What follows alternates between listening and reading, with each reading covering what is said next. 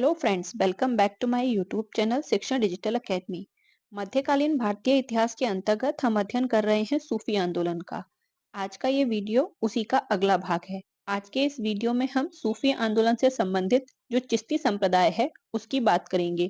Video शुरू करने से पहले अगर अभी तक आपने मेरे चैनल को सब्सक्राइब नहीं किया है तो इसे सब्सक्राइब करें, शेयर करें तथा बेल आइकन प्रेस करना बिल्कुल ना भूलें, जिससे आपको मेरे आगे आने वाले सभी वीडियोस की नोटिफिकेशन प्राप्त हो सके। तो चलिए शुरू करते हैं आज का वीडियो।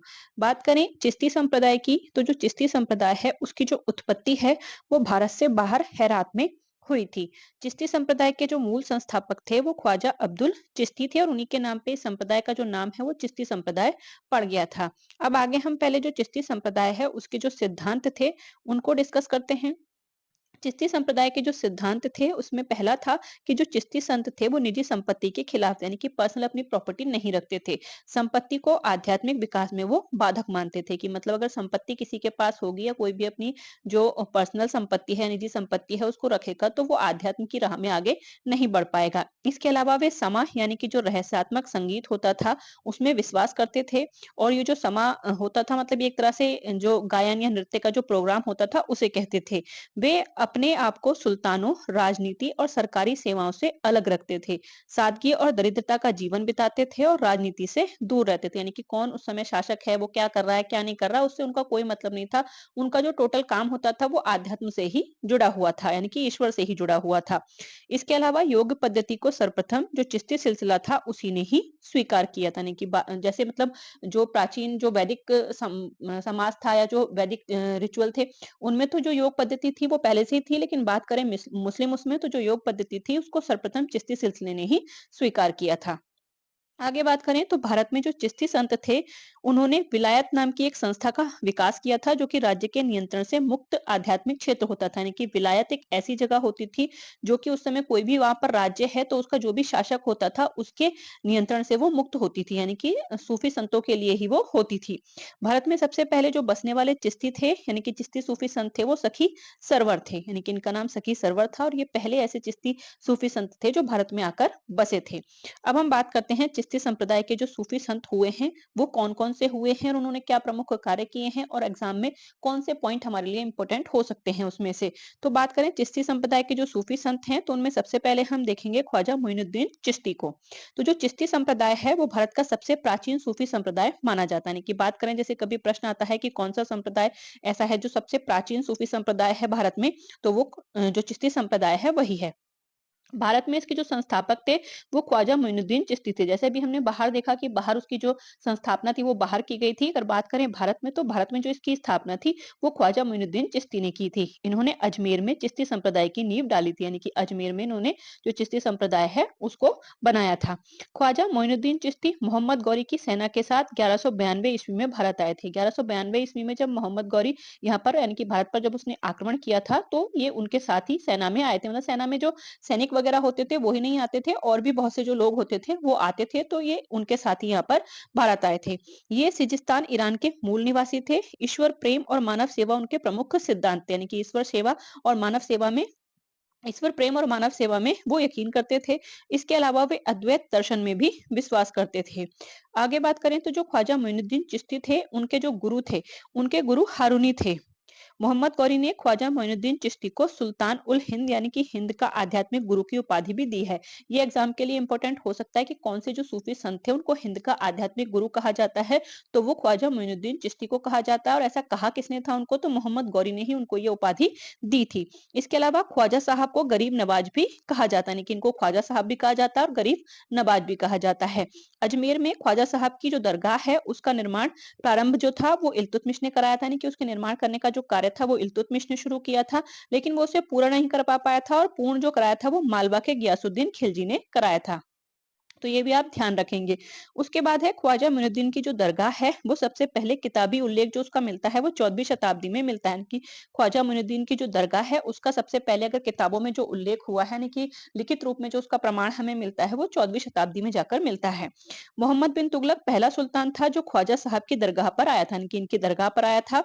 और उसने जो मजार थी, मजार पर पहली इमारत जो बनवाई गई थी वो सुल्तान गियासुद्दीन खिलजी के द्वारा बनवाई गई थी। यानी कि मोहम्मद बिन तुगलक पहली बार वहां घूमने आया था, यानी कि जो भी दरगाह पर आया था। और जो सुल्तान गियासुद्दीन खिलजी था, जो कि मालवा का शासक था, वो 15वीं शताब्दी के उत्तरार्ध में उसने वहां पर जो इमारत थी इनकी मजार पर वो बनवाई थी।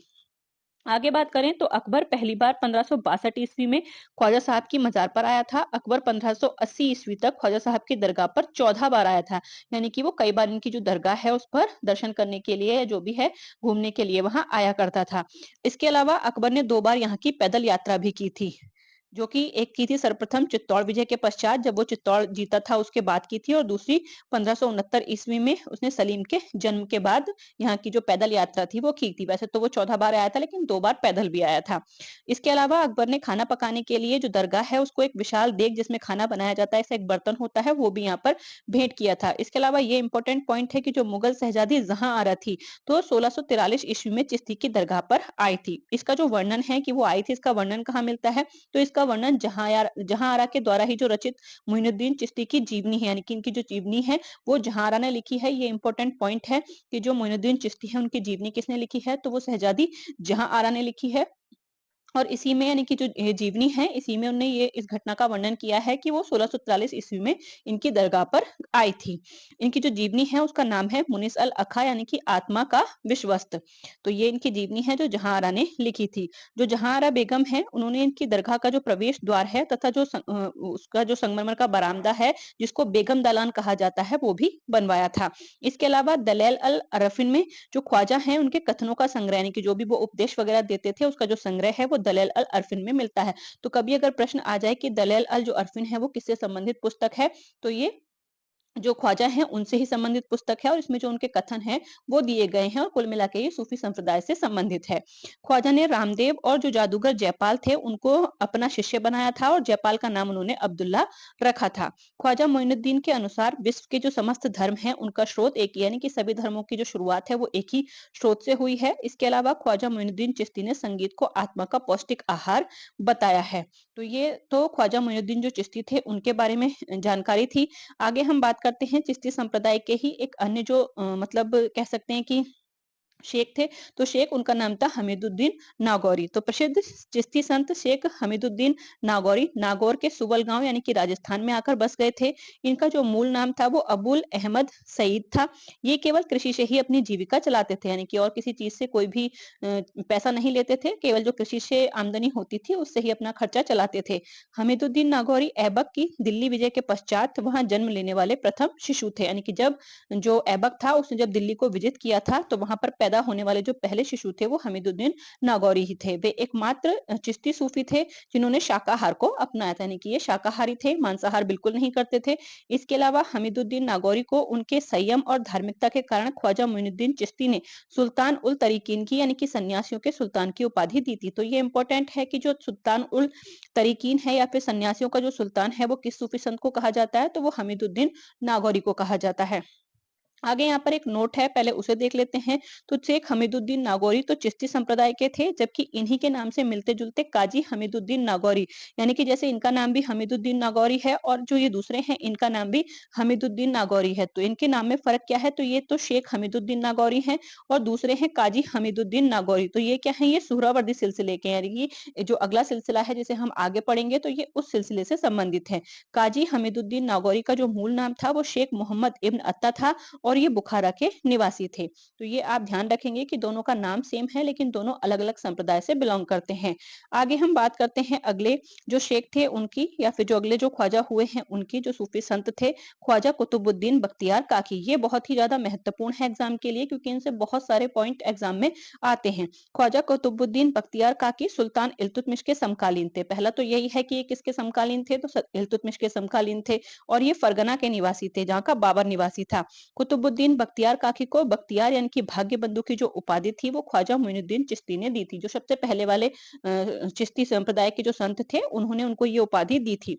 इसके अलावा आगे बात करें तो जो कुतुबुद्दीन ऐबक था, कुतुबुद्दीन ऐबक ने जो कुतुब मीनार है, उसका जो निर्माण है वो इन्हीं की याद में यानी कि कुतुबुद्दीन बख्तियार काकी की स्मृति में ही उसका निर्माण कराना शुरू किया था, लेकिन वो उसको पूरा नहीं करवा सका, उससे पहले ही उसकी मृत्यु हो गई थी। इल्तुतमिश के शासनकाल में काकी दिल्ली आए थे और इन्हें इल्तुतमिश द्वारा प्रदत्त शेख उल इस्लाम के पद को अस्वीकार कर दिया था। यानी कि जब इल्तुतमिश राजा बनता है कुतुबुद्दीन के बाद, तो ये दिल्ली आते हैं और जो इल्तुतमिश था, वो इनको शेख उल इस्लाम की पदवी देता है, लेकिन ये उसे ग्रहण करने से मना कर देते हैं। इसके अलावा जो इल्तुतमिश है, उसने कुतुब मीनार के निर्माण को पूरा कराया था, जो कुतुबुद्दीन उसको अधूरा छोड़ के गया था, यानी कि उसे पूरा नहीं करवा पाया था, तो कुतुब मीनार को पूरा करवाने का जो काम है, वो इल्तुतमिश ने किया था। इल्तुतमिश द्वारा सर्वप्रथम शेख नज़्मुद्दीन सुगरा उर्फ शेख नक्शबी को शेख उल इस्लाम का पद दिया गया था। अब जो इन्होंने पद लेने से मना कर दिया था, तो वो इल्तुतमिश ने शेख नज़्मुद्दीन सुगरा को दे दिया था, यानी कि उनको बना दिया था वो। इल्तुतमिश शेख नजमुद्दीन सुगरा को पिताजी कहा करता था। पानीपत के प्रथम युद्ध के विजय उपरांत बाबर काकी की दरगाह पर भी आया था। यानी कि बात करें कि जो बाबर था, जो आगे हम मुगल उसमें देखते हैं, तो वो भी जब जो पानीपत का प्रथम युद्ध होता है, जब उसमें उसकी विजय होती है, तो वो इनकी जो दरगाह थी वहां पर दर्शन करने के लिए आता है।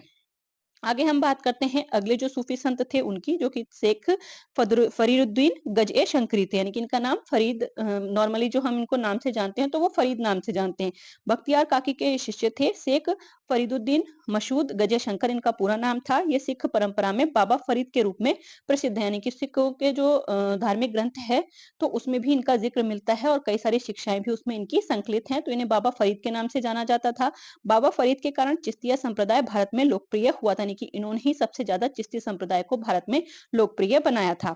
बाबा फरीद बलबन के दामाद भी थे। जो बलबन था दिल्ली सल्तनत का शासक, उसने अपनी बेटी की शादी इनके साथ की थी, तो फरीद ने बलबन की पुत्री हुजैरा से विवाह किया था, इसलिए वो इसके दामाद भी थे बलबन के। फरीद ने भी बलबन द्वारा दी गई जो भूमि थी उसकी भेंट को अस्वीकार कर दिया था और उसका जो धन था वो गरीबों में बांट दिया था। जैसे अभी हमने पीछे देखा कि उन्होंने भी शासक के द्वारा जो पदवी दी जा रही थी उसको लेने से इनकार कर दिया था।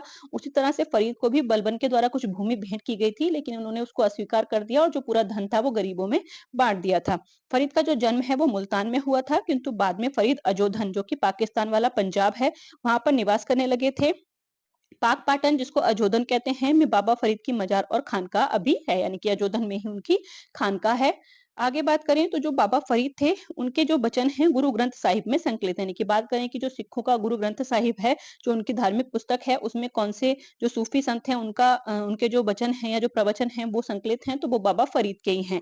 फरीद को पंजाबी भाषा का प्रथम कवि भी माना जाता है। ये भी इंपॉर्टेंट है कि किस व्यक्ति को पंजाबी भाषा का प्रथम कवि माना जाता है, तो वो फरीद ही थे। फरीद के जो प्रयत्न हैं उनसे ही चिश्ती संप्रदाय एक अखिल भारतीय संप्रदाय के रूप में विकसित हुआ, यानी कि इन्होंने क्या किया, उसको अखिल भारतीय स्तर पर फेमस कर दिया था। इसके अलावा जो बाबा फरीद हैं वो चिल्ले माकूस, जिसमें 48 दिन तक उल्टा लटका जाता है, उसका अभ्यास भी करते थे। शेख जमालुद्दीन जो गजनी, औलिया और अलाउद्दीन साबिर इनके शिष्य थे। फरीद की जो मृत्यु है उनके पश्चात चिश्ती संप्रदाय क्या था, वो दो भागों में बट गया था, यानी कि इनकी मृत्यु के पश्चात जो चिश्ती संप्रदाय था उसके दो भाग हो गए। एक तो हो गई साबरी उपशाखा, जिसके जो संस्थापक थे वो अलाउद्दीन साबिर थे, जिनको जलाली भी कहा जाता था, और जो दूसरी थी वो निजामी उपशाखा थी, जो कि निजामुद्दीन औलिया जिसको आगे बढ़ा रहे थे, यानी कि उसके जो प्रमुख संत थे वो निजामुद्दीन औलिया थे। तो अब हम बात करेंगे शेख निजामुद्दीन औलिया की। सबसे लोकप्रिय चिश्ती संत निजामुद्दीन औलिया ही थे, इनके ये सबसे ज्यादा फेमस थे। उनके जो शिष्य थे वो नसरुद्दीन चिरागे दिल्ली थे। ये हिंदुओं समेत सभी वर्गों के लोगों से मुक्त रूप से मिलते थे, यानी कि किसी में भेदभाव नहीं करते थे। किसी भी धर्म के लोग, किसी भी वर्ग के लोग जो इनके पास जाते थे, ये उनसे मिलते थे। निजामुद्दीन औलिया बाबा फरीद के शिष्य थे। औलिया का जो वास्तविक नाम था वो मोहम्मद बिन अहमद बिन दनियाल अल बुखारी था। इनका जो जन्म था वो बदायूं, यानी कि भारत में ही हुआ था। तो ये भी है कि इनका जो जन्म है वो बदायूं में हुआ था, यानी कि उत्तर प्रदेश में। इसके अलावा आगे बात करें तो हजरत निजामुद्दीन औलिया के सबसे प्रिय जो शिष्य थे वो आमिर खुसरो थे। आमिर खुसरो बहुत ही इंपॉर्टेंट फिगर हैं। अगर देखें हम मध्यकालीन भारत में, तो जो निजामुद्दीन औलिया थे ये उनके शिष्य थे। उसके अलावा बात करें तो जो खुसरो है, खुसरो ने मार्च 1325 ईस्वी में निजामुद्दीन औलिया की मृत्यु की खबर सुनकर दूसरे दिन प्राण त्याग दिए थे, यानी कि ये इनका सबसे प्रिय शिष्य था अमीर खुसरो। और जब इनकी मृत्यु होती है और जब अमीर खुसरो को इसकी जानकारी मिलती है, तो उसके दूसरे दिन ही वो भी प्राण त्याग देता है। खुसरो को उनके गुरु के पास ही दफनाया गया है। इन्हीं की समाधि के अहाते में बरनी को भी दफनाया गया है। तो ये इंपॉर्टेंट पॉइंट है कि जो खुसरो की कब्र है वो भी इनके जो इनकी जहां पर इनको दफनाया गया है वहीं दफनाया गया है, और उसके बाद जो बरनी है, जो कि एक इतिहासकार हैं, उनको भी इनके जो अहाते हैं, इनके जो बरामदा होता है वहां पर दफनाया गया है। आगे बात करें तो अमीर खुसरो ने कौल का प्रचलन करके चिश्ती शमा को एक विशिष्ट आकार दिया था। कौल क्या होता था? तो कौल कहते हैं कव्वाली के शुरू और आखिर में गाया जाने वाला एक शेर टाइप का होता है, उसे कौल कहते हैं। शेख निजामुद्दीन औलिया की दरगाह पर जाने वाले जो गाने वाले जो कव्वाल हैं वो अपने गायन की शुरुआत कौल से करते हैं। कौल क्या है? एक अरबी भाषा का शब्द है जिसका अर्थ होता है कहावत, यानी कि कोई कहावत या किसी शेर वगैरह से जो कव्वाली है उसको शुरू किया जाता है तो उसे कौल कहते हैं। इसके अलावा मुबारक खिलजी ने घोषणा की थी कि वह उस व्यक्ति को 1000 टंके देगा जो उसे औलिया का सिर लाकर देगा। यानी कि मुबारक खिलजी और औलिया में दुश्मनी थी और उनकी नहीं बनती थी, और इसीलिए जो मुबारक खिलजी है उसने कहा था कि जो भी उनको औलिया का सिर काट कर लाकर देगा वो उसको 1000 टंका देगा। आगे बात करें तो औलिया के दरबार में ना आने पर मुबारक खिलजी ने उन्हें गंभीर परिणाम भुगतने की धमकी भी दी थी। यानी कि उन्होंने उसको अपने दरबार में बुलाया बुलाया था इनको, और जब ये नहीं गए थे तो उन्होंने कहा था कि अगर नहीं दरबार में उपस्थित हुए तो उसका जो परिणाम है वो अच्छा नहीं होगा। औलिया की खानका और जो मजार है वो दिल्ली के बाहर यमुना किनारे ग्यासपुर में है। निजामुद्दीन औलिया अविवाहित और ब्रह्मचारी थे, जबकि अन्य सभी जो चिश्ती संत थे उन्होंने गृहस्थ जीवन को अपनाया था। यानी कि एक ऐसे एकमात्र चिश्ती संत थे जिन्होंने शादी नहीं की थी। आगे बात करें तो निजामुद्दीन औलिया को गयासुद्दीन तुगलक ने उनकी लोकप्रियता से भयभीत होकर दिल्ली छोड़ने का आदेश भी दिया था। ये इंपॉर्टेंट है कि गयासुद्दीन तुगलक ने उनको दिल्ली छोड़ने के लिए कहा था, और उन्होंने गयासुद्दीन के बारे में जब वह बंगाल से वापस दिल्ली आ रहा था तो कहा था कि अभी दिल्ली दूर है, और इसी उससे मतलब उसने ये कहा था कि दिल्ली खाली कर दो नहीं तो मैं आके खाली कराऊंगा। तो इन्होंने अपनी तरफ से उसको संदेशा भिजवाया था कि अभी दिल्ली दूर है, यानी कि तुम अभी दिल्ली तक नहीं पहुंच सकते, क्योंकि वो उस समय बंगाल से वापस लौट रहा था। दिल्ली पहुंचने से पहले ही वह अफगानपुर में एक गांव में गयासुद्दीन तुगलक की मृत्यु हो जाती है, यानी कि वो दिल्ली पहुंच ही नहीं पाता। यानी कि इनका जो ये कथन था वो सत्य हो जाता है कि तुम मुझे यहाँ से खाली करके जाने के लिए क्या कह रहे हो, अभी दिल्ली बहुत दूर है। निजामुद्दीन औलिया ने खुसरो शाह से 5 लाख टका की जो भेंट थी वो स्वीकार की थी, और कहा जाता है कि निजामुद्दीन औलिया के समय में 7 सुल्तान दिल्ली की गद्दी पर बैठे थे और वे किसी के दरबार में नहीं गए थे। यानी कि इनके समय पर 7 सुल्तान बैठे, यानी कि इनके समय में एक के बाद एक 7 शासक बने और सबने इनको अपने दरबार में बुलाने की कोशिश की, लेकिन ये किसी के भी दरबार में नहीं गए थे। आगे बात करें तो अलाउद्दीन खिलजी ने निजामुद्दीन औलिया से मिलने की अनुमति मांगी थी, लेकिन निजामुद्दीन औलिया ने जवाब दिया था कि मेरे मकान में 2 दरवाजे हैं, यदि सुल्तान एक दरवाजे से आएगा तो मैं दूसरे दरवाजे से बाहर चला जाऊंगा। यानी कि इन्होंने किसी भी शासक से मिलने से इनकार कर दिया था। जब अलाउद्दीन ने ऐसी कोशिश करी तो उन्होंने ये वक्तव्य यहाँ पर दिया था। आगे बात करें तो निजामुद्दीन औलिया को उनके उदार दृष्टिकोण के कारण महबूबे इलाही भी कहा जाता है। इन्हें सुल्तानुल औलिया भी कहा जाता है। औलिया के अनुयायी इन्हें सुल्तान उल मशेख यानी कि शेखों में सुल्तान भी कहते हैं। निजामुद्दीन औलिया को योग के प्राणायाम यानी कि हब से दम पद्धति में निपुणता प्राप्त थी, अतः उन्हें योगी सिद्ध या फिर सिद्ध पुरुष भी कहा जाता है। औलिया ने मुंडन और व्यायाम की शुरुआत की थी। औलिया ने सुलह कुल का सिद्धांत भी दिया था, जिसको बाद में अकबर ने बहुत ज्यादा अनुसरण किया था, क्योंकि सुलह कुल की नीति उसने बनाई थी। तो ये इन्हीं का सिद्धांत था जिसको आगे अकबर ने इसका अनुसरण किया था। निजामुद्दीन की इच्छा थी कि उनकी कब्र पर कोई भी स्मारक ना बने और उन्हें खुले मैदान में विश्राम करने दिया जाए, किंतु बाद में मोहम्मद बिन तुगलक ने उनकी कब्र पर मकबरा बनाया था, जबकि वो ऐसा नहीं चाहते थे, लेकिन फिर भी उन्होंने अपनी श्रद्धा प्रकट करने के लिए उनकी जो कब्र है उस पर मकबरा बनवा दिया था। जो यहाँ पर एक नोट है पहले उसे देखते हैं। तो निजामुद्दीन औलिया का जो मकबरा है उसके अहाते में अतगा खान और जो जहांआरा बेगम है उनको दफनाया गया है, और दरगाह के अंदर जो मोहम्मद शाह रंगीला है, मुगल वंश का एक शासक रहा है मोहम्मद शाह रंगीला, तो उसका मकबरा भी इन्हीं के जो दरगाह है उसमें ही है। निजामुद्दीन औलिया ने रहतुल कुतुब कुलूब जो किताब है वो भी लिखी है। आगे बात करें तो जो औलिया है, औलिया ने कहा था कि कुछ हिंदू जानते हैं कि इस्लाम एक सच्चा धर्म है, लेकिन वे इस्लाम को कबूल नहीं करते हैं। तो ये इनका कथन है। बंगाल में औलिया के उपदेशों का जो प्रचार है वो शेख सिराजुद्दीन उस्मानी ने किया था, जिनको औलिया ने आईने हिंद यानी कि भारत का दर्पण की उपाधि भी दी थी। आगे बात करें तो अमीर हसन सिज्जी, जिनको अमीर हसन दहलवी भी कहते थे, निजामुद्दीन औलिया की वार्ताओं को अपने फारसी ग्रंथ फवाद उल फुहाद में संग्रहित किया है, तथा यह ग्रंथ सूफी मत के व्यवहारिक पक्ष पर लिखा हुआ है। यानी कि जो फवायद उल फवाद है ये सूफी मत से संबंधित ग्रंथ है, जिसके जो लेखक थे वो अमीर हसन सिज्जी यानी कि दहलवी थे, जिन्होंने निजामुद्दीन औलिया की वार्ताएं जो उनके साथ बातचीत हुई थी उसको फारसी भाषा में लिखा है। आगे बात करें तो अमीर हसन सिज्जी यानी कि दहलवी का जो पूरा नाम था वो निजामुद्दीन हसन था।